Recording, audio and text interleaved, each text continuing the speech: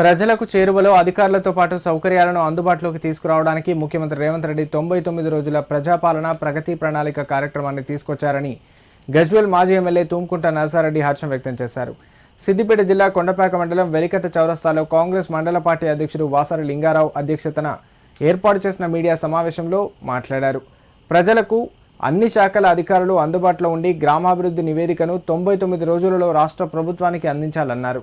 ఒక్కొక్క రోజు ఒక్కొక్క అంశంపై అధికారులు ప్రజలతో మమేకమై 99 రోజులు ఏర్పాటు చేసిన నివేదికను ప్రభుత్వానికి తూచా తప్పకుండా అందించాలని కోరారు. సమావేశంలో ఉమ్మడి కొండపాక మండల AMC chairman Virupaka Srinivasreddy, Congress party senior నాయకులు రెడ్డమైన రవీందర్, తొగుట మాజీ ఏఎంసీ వైస్ చైర్మన్ మంచాల చిన్న శ్రీనివాస్, కరుణాకర్, ముదిరాజ్ పాల్గొన్నారు. ప్రభుత్వం వచ్చి 2 సంవత్సరాలు గడిచిపోయింది. 2 సంవత్సరాలలో ఇప్పటిదాకా చేసిన అభివృద్ధి ఎంత, ఇంకా అభివృద్ధి చేయాల్సింది ఇంకెంత, ఏ డిపార్ట్మెంట్ వైజ్ కూడా ఒక ప్రణాళిక తీసుకుంది ప్రభుత్వం. 99 రోజుల ప్రణాళిక. ఈ 99 రోజులలో ప్రతి ఒక్క ఆఫీసరు ఫీల్డ్లలో తిరిగి మనం ఇప్పుడు చేసింది ఎంత, ఇంకా ప్రజలకు ఏ విధంగా ఎక్కువ సేవ చేయాలి, ప్రజలు వాళ్ళ బాగోగులు బాగుపరచడానికి ఇంకా ఏ విధంగా మన ప్రభుత్వం పనిచేయాలి అనే ఆలోచన వాళ్ళందరూ అధికారులు తీసుకురావాలి. అదేవిధంగా ఇప్పటిదాకా జరిగింది ఒక ఎత్తు అయితే ఇప్పటి నుంచి ఇంకా అంతకన్నా మెరుగు జరిగే విధంగా ప్రభుత్వం కూడా పనిచేయాలని మొన్న కలెక్టర్ల మీటింగులో మా ముఖ్యమంత్రి రేవంత్ అన్న ఆ ప్రణాళిక రూపొందించడం జరిగింది.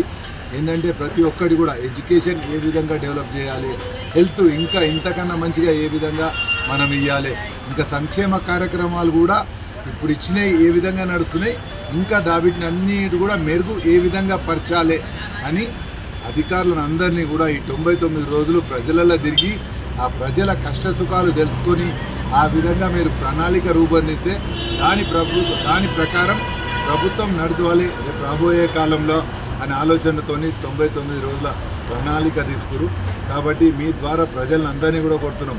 వాళ్ళకి ఇంకా రేషన్ కార్డా మీరందరికీ తెలుసు, అది నిరంతర ప్రక్రియ. ఎప్పుడు ఎవరికి కొత్తగా పెళ్ళి అయినా ఎవరికి ఏది ఉన్నా వాళ్ళు అప్లై చేసుకుంటూ వస్తుంది.